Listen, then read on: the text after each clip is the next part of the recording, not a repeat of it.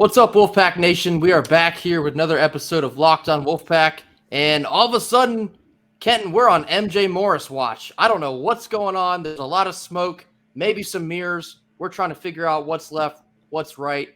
We've played the spring game. We're going to break all this down, but first, a quick word from our partners in HelloFresh. Skip trips to the grocery store and count on HelloFresh to make home cooking fun, easy, and affordable, and that's why it's America's #1 meal kit. Go to HelloFresh.com/college60 and use the code college60 for 60% off plus free shipping. Again, we're going to get into MJ Morris watch, a little bit of the spring game, and we're going to depart our dearest little Ben Finley as well. More to come on today's episode of Locked on Wolfpack.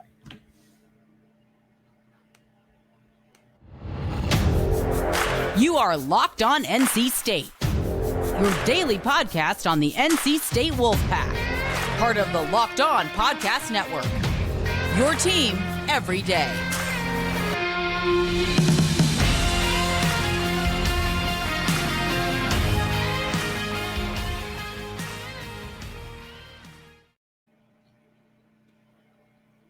All right, welcome back, Wolfpack fans. We got a lot to talk about football-wise. Kenton, what's going on with MJ Moore? Hopefully a lot of nothing. Hopefully a lot of nothing is going on.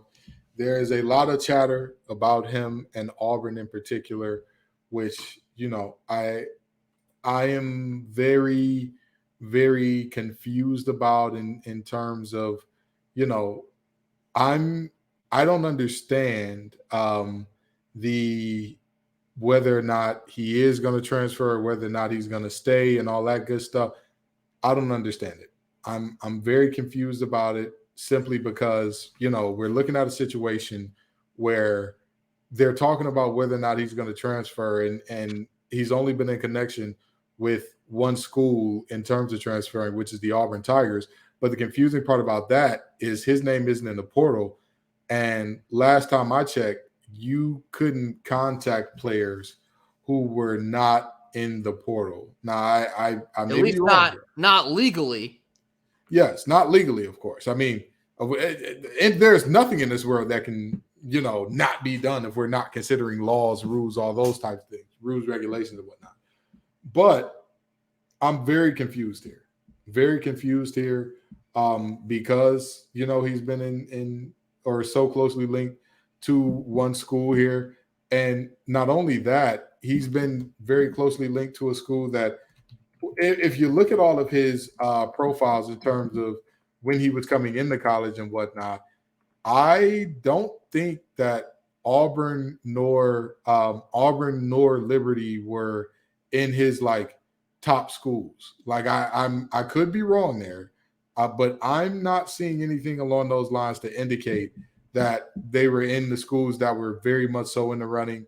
I see a lot about him in Georgia Tech. I see some things along those lines, but I'm not seeing a ton looking at does he want to be here? Does he want to be at Auburn? Does he want to be at Liberty? Those are just not. And I'm saying Liberty because obviously the head coach at Auburn now is Hugh Freeze, who was the head coach at Liberty when he was being recruited out of high school. So it's a little strange.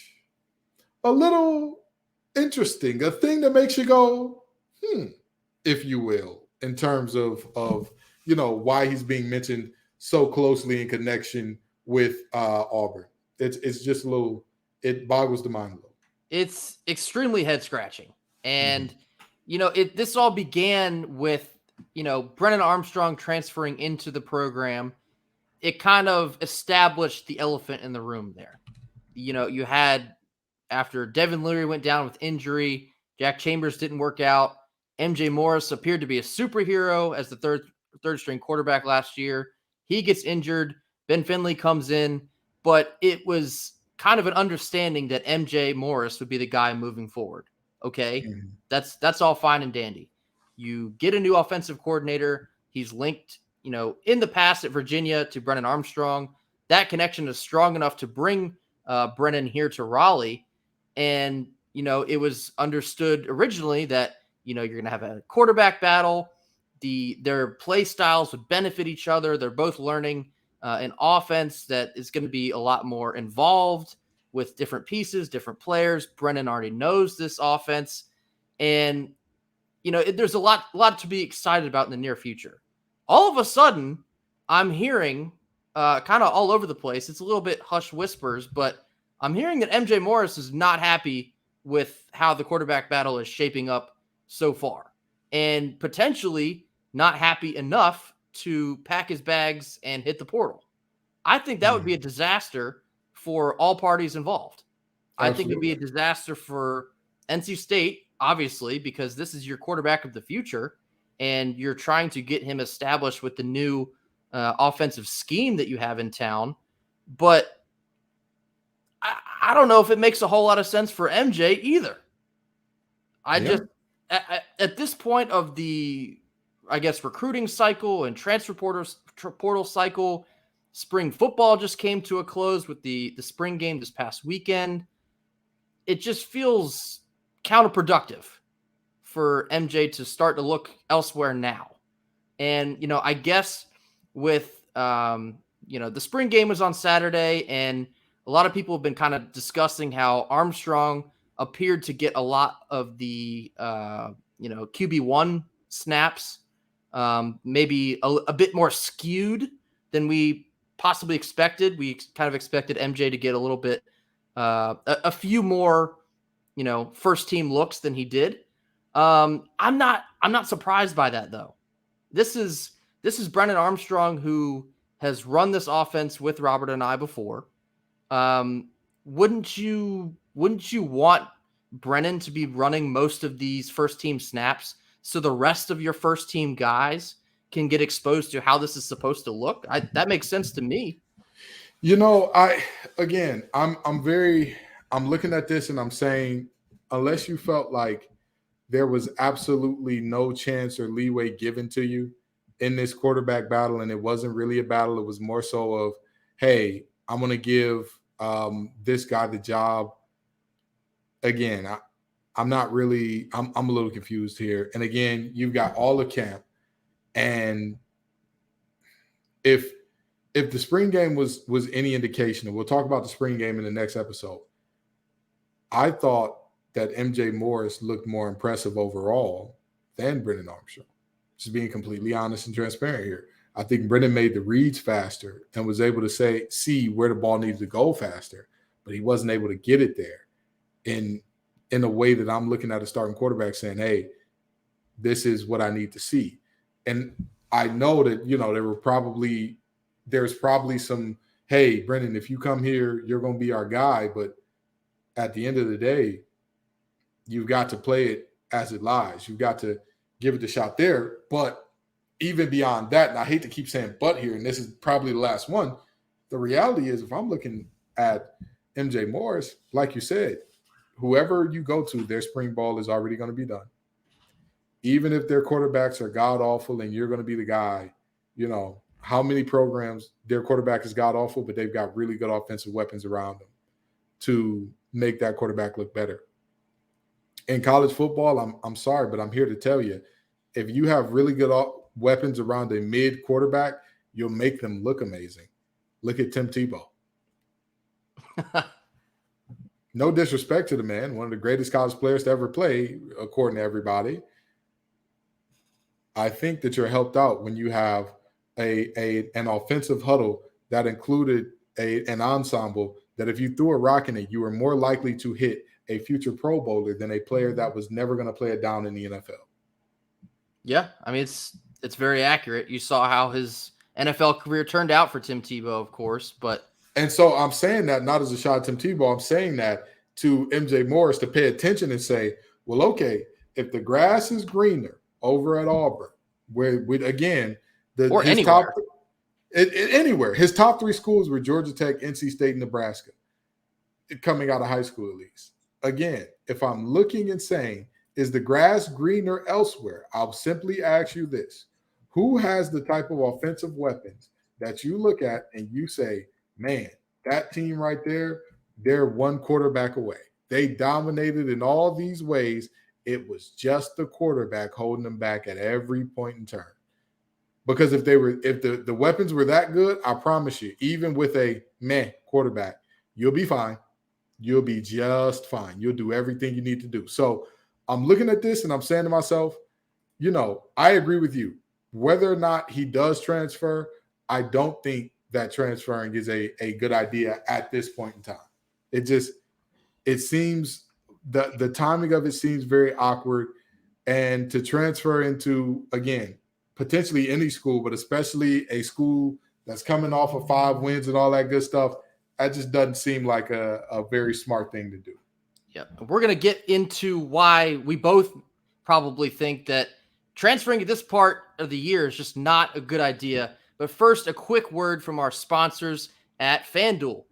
Grand slams, no hitters, double plays are back. And there's no better place to get in on the MLB action than on FanDuel, America's #1 sportsbook. That's because right now, new customers can step up to the plate with a no-sweat first bet of up to $1,000. Just go to FanDuel.com/LockedOn to sign up, place your first bet, and get up to $1,000 back in bonus bets if your first one doesn't win. So don't miss your chance to get a no-sweat first bet up to $1,000 when you join FanDuel today. The MLB action is already started. I'm on fantasy baseball. I'm mixing it up. Baseball season is here, and you got to get over to FanDuel. Just go to FanDuel.com/LockedOn to sign up. FanDuel, the official partner of Major League Baseball. So we're back here, and Kenton, let's just get right down to it. If MJ Morris transfers, I think he's putting a longer weight on himself to be able to even flourish here. Because you look at it this way. Okay, if he ends up being QB2 here at NC State for this football season, you have Brennan Armstrong, right? QB1. You have Robert Anae, your offensive coordinator. They've worked together. They understand how one another works. He knows the system. That all makes sense. And I understand why that would rub MJ the wrong way, because in a way, it sets a precedent that these guys that have already been here in the program, that have been here in the culture, can kind of still get stepped over by a shiny new toy.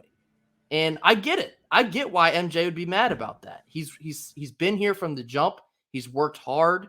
He would have earned the job had Armstrong not transferred in, I believe. Mm-hmm. And I get why that's frustrating for him. And plus, he's betting on himself. He understands what an opportunity he has in front of himself to grow as a player and be a leader of this program. He already has quite an impressive fan base amongst NC State fans. I've seen people coming out in droves to plead his case already, just here in spring ball. But you have a symbiotic relationship in Armstrong and Anae that makes sense. For you to be rubbed raw the wrong way so bad that you want to up and leave to just go join another quarterback battle somewhere else after spring ball is completed, I'm not sure what that accomplishes for him. Because if you're going to another school where the quarterback situation is still up in the air, what happens if MJ transfers and he doesn't win that job? Well, then you're just in the same exact situation at a different school, and all the work you've already put in here at NC State is trash. It's useless.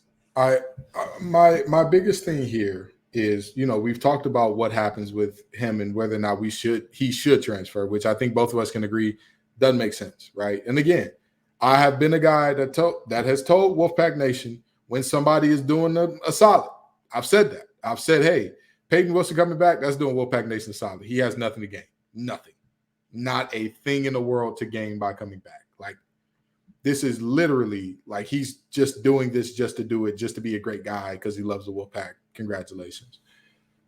This is, if we're looking at Ben Finley transferring as well, putting his name in the transfer portal, and MJ Morris potentially putting his name in the transfer portal, then we're looking at a situation where our QB1 is Brennan Armstrong, who, again, as much as I had heard all these great things, and Granted, it is a spring game, and in the spring games, the advantage is typically to the defenses because offenses don't really open up their playbook. They're running the same things that you've already seen by and large throughout most of the scrimmages. So there's that. But even with that being said, I didn't see a Brendan Armstrong that was extremely impressive. And yes, there was rain and conditions that you shouldn't expect on every Saturday night in this fall. Again, I'm gonna say this. You saw last year, if you're MJ Morris, you're one snap away from being the starter. We saw it last year. But let's take it a step further. Our schedule and the way it's set up, if all the conditions are fair, everything is good, the weather's fine, nothing's wrong, and Brendan Armstrong looks mediocre as he's stinking up the joint against Notre Dame, what do you think the next thing to happen is there? Like, you're the guy. You're the guy, and it's going to be apparent very early that you're going to get a shot if things don't go wrong and if you're clearly the better player. Unless you believe that NC State's offense is that dominant to where they're going to whoop the wheels off Notre Dame, to where no matter who is at the helm, they're going to hang 50 on them. There's a chance for you early to get in where you fit in and get some playing time there. Or if you're the quarterback of the future, if you're the quarterback of the present, rather, and you're supplanting Brendan Armstrong, there's a chance for it to happen early. And so I'm just a little confused. But if you're looking at it from NC State's perspective, at that point, I mean, you're kind of really behind the 8 ball because, you didn't plan for 2 quarterbacks transferring out, which, it was very possible with the one. If you're NC State, you got to go in the portal and get somebody. Get somebody that you trust to be a reliable backup, because no disrespect to Lex Thomas, but the man is probably supposed to be slow dancing at prom in a couple of weeks coming up here. I'm not sure if that's who I want as my next in command if one thing goes wrong. I'm not sure if that's what I want from the Wolfpack's perspective. Yeah, I mean, if it's playing time that MJ is concerned about, like for this season, I'd have to imagine he's probably still going to get a considerable amount of playing time. While it's logical to conclude that Armstrong will probably break camp as QB1, that doesn't necessarily mean it's completely set in concrete for the entire season. I wouldn't even be surprised if Armstrong, he might even have a quick leash on him. And you just don't know, because that's how talented MJ is behind him. If Armstrong comes out and he just can't do anything and he can't get anything going, you have MJ right there and he's ready to go. So, I mean, if it's playing time he's after, I think he'd still get that while learning the system at the same time. It's a beneficial thing to have both of these going on. And so I don't know. I mean, I'm sure there's a lot more than we understand here on the surface level, but I just feel like it'd be very short-sighted of him to just quit now here and try and work his way in immediately somewhere else. I think everything he wants is still here. You're still going to get the keys to the kingdom after this next season. And we hope this doesn't happen, if Armstrong completely stinks it up or he gets injured, you're the guy anyway. You're going to be there regardless. Yep. We saw how important it was to have depth at the quarterback position last year. And like you just mentioned, Ben Finley just transferred out. And salute to Ben Finley, but if MJ now leaves too, like you mentioned, Lex Thomas is now quarterback too. Is that a situation we feel comfortable with? I'll answer that for the majority here. No, it's not. I'll answer that for everybody. If you feel comfortable with Lex Thomas, and this is no disrespect to the young man. I watched him play. I thought he was good. I thought he was, I looked at him and I'm like, oh, that's not a Nepo baby. He is actually good enough to be here. He's good enough to where even if his last name wasn't Thomas, he'd still be getting the scholarship offers, and folks would be looking at him in the area. Sure. I'm not trusting him to come in and be dynamic enough to lead this offense day one. I'm not trusting him to be a guy that we're one hit away from him having to lead the offense. I need him at least 2 to 3 hits away. I that's just me being realistic here. So, we'll see. And again, in this new era of freedom of movement, player movement, and all that good stuff, again, I am never going to be against player movement. Y'all will never hear me say there needs to be a ton more restrictions on these players. Never. And I know they say never, but again, yeah, the day you hear me say that these players need to be able to move less, that'll be the day that you hear me say 500 times before that, well, the coaches need to be bound to their contractual agreements as well then, because we shouldn't have, promises being made to players where it's just like, hey, you just got to live with it not being made. But with that being said, again,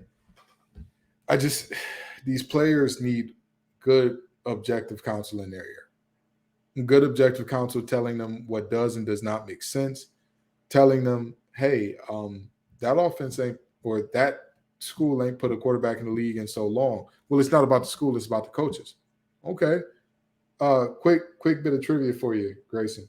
If we're talking about Auburn, who's the last quarterback or we're talking about Liberty rather, since Hugh Freeze is their coach, who's the last quarterback that Hugh Freeze put in the NFL? Let's see. First year for Auburn at Hugh Freeze puts him back at Liberty. Who's that? Malik Willis? Malik Willis was just moved on by the Titans. All the speculation is that they're moving on from him as a viable option for quarterback.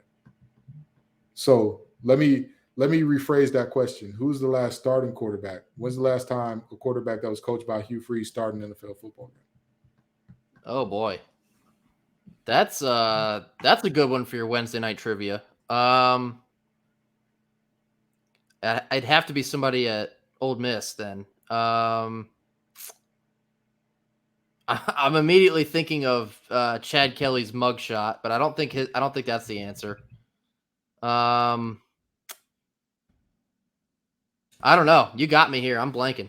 And here's the very interesting thing about that. I'm pretty sure Chad Kelly never started a game in the NFL. I don't think so either. Yeah, that's my point exactly. You'd have to go back over a decade to find when the last time this man had a starting quarterback in the NFL.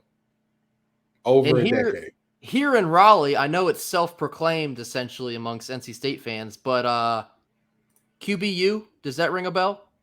I mean, you could say is people can make the argument that it's self-proclaimed. We're in the conversation, however you slice it. We're definitely in the conversation. You can make the argument that it's self-proclaimed, but again, just go by the numbers. Russell Wilson, Jacoby Brissett, Ryan Finley started football games last year. Phillip Rivers. If we want to go all the quarterbacks between now and the last time Hugh Freeze had a starting quarterback, you could throw Mike Glennon in there. Mike Glennon? Like that's just, so again, I'm very, you know what I mean? Like, and Malik Willis might have started because Tannehill got hurt. We may have to fact check there. He may have, but even still, again, okay, so that's one guy because another guy got hurt. He might have had a cup of coffee, but it was only a couple swigs. But that's my point. Like at the end of the day, and again, got replaced by Ryan Tannehill, who's not a guy that you're looking at and saying like, oh, he's the second coming of whoever. At least with Ryan Finley, you would say, hey, Joe Burrow is going to be a guy.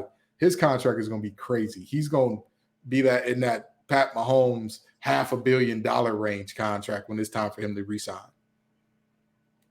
Ryan Tannehill ain't exactly that. I don't think so. So, I mean, again, I think that this puts NC State behind the 8 ball, but hey, it's the new era of ball. And if he does leave, you got to be prepared. You got to be ready. You got to roll. And that's all there is to it. We're going to round this thing out real quick after a quick word from our sponsors. All right. So finishing this up here, obviously, like we started and, continued through the episode, we're kind of now paranoid. We're sitting here on MJ Morris watch. We're pleading with with open arms here that he does not decide to up and leave, because I mean, it's not facetious to say we need him here. We absolutely do. He's the future of this program, and he's going to get the whole program handed to him. He will be the face of NC State football next year, possibly this year. We don't know how it's going to turn out. Possibly this year if he stays. And for him to give all that up at this point, we're sitting here. Spring ball is complete. It's April. We're going into the summer, and then it's time for football once August rolls around. So I don't know. I don't think it makes sense for him to transfer. I understand why he's upset, but I just think the long-term benefit to finishing what you've started, it hasn't been that long, but once you've started so far at NC State, the grass is much greener here, in my opinion. I want to look at something here, and this is, I believe, the official rule in terms of the transfer portal and how it works. And I want to be sure that I've got this correct here, because I'm on the NCAA's transfer portal website and all that. Now, football is considered a fall sport, correct? Correct. Okay, so that means that the transfer window begins with a given sports championship selection. 45-day transfer window begins with a given sports championship selection. Okay, so I believe that means within the championship game. I want to say that that's the case there, you know what I mean? But with that being said, that would place you at January 20th of 2022. I'm sorry. No, not January 20th of 2022, January 30th of 2023. Am I missing something here? Like, am I not understanding what that rule means? Like, am I crazy? I know there's a transfer window coming up. I want to say it's the 15th of April, which would be, is that Friday, Thursday? Okay. I guess that would be this Thursday or Friday. Today is Tuesday. So Thursday would be the 13th, 14th, 15th would be this Saturday. Saturday. But yeah, I'm very confused about the transfer rules, and there needs to be more clarity around this. And if I'm Coach Doran, I'm calling for an all-out investigation of tampering, because there is no way that there should be this much of a rumbling about a connection to one of my players about a school that he was not in his top 5, was not in his top 3. The head coach at that school didn't even offer him at his last school. Like, what? Or if he did offer him, he wasn't mentioned amongst his top 15 to 20 schools on 24/7 Rivals, anything like that. So I'm very genuinely calling for, hey, there is something improper going on here. If my player decides to transfer and leave me, fine. Hey, I don't own these men. I don't possess these men. They're not my property. While they're under my supervision, they are my players. While I am responsible for calling the plays, calling the shots, doing the things, putting them in position, they are my players, but I have no possession ownership over them. However, there are rules and regulations that need to be followed. And as much as people say, oh, Doran's always whining and belly aching about something, there's a pretty good reason to break out the Pepto-Bismol and get rid of a bellyache, because this one ain't making sense. The math ain't math in there. So, that's just what I'm looking at. As always, if he decides to leave, we'll wish him the best wherever he goes, the same we do for any other player that leaves here. But again, I just seek good counsel, players, because this is a situation where if you transferred when you heard if you transferred when you heard Brennan Armstrong was coming in, that makes more sense for you. That makes so much more sense for you. Right. If it was an immediate thing, I would be like, okay, that sucks to hear, but I understand why. But now it feels like it's too late. I mean, it's not, but I think he's giving himself a further uphill battle if he were to jump out now. Absolutely. We'll see, man. I don't want to give it one word or the other, but we'll see. Grayson, go ahead and have the last word on this thing. Yeah. I mean, I'm going to keep my nose to the ground here, because I can't afford to have our quarterback of the future stepping out on us. But Next episode, we're going to be breaking down what we saw, what we liked, and what we disliked in the spring game. So be sure to catch that one as well. For Ken Gibbs and myself, as always, thank you for coming out and checking us out. This has been another episode of Locked On Wolfpack. Go Pack.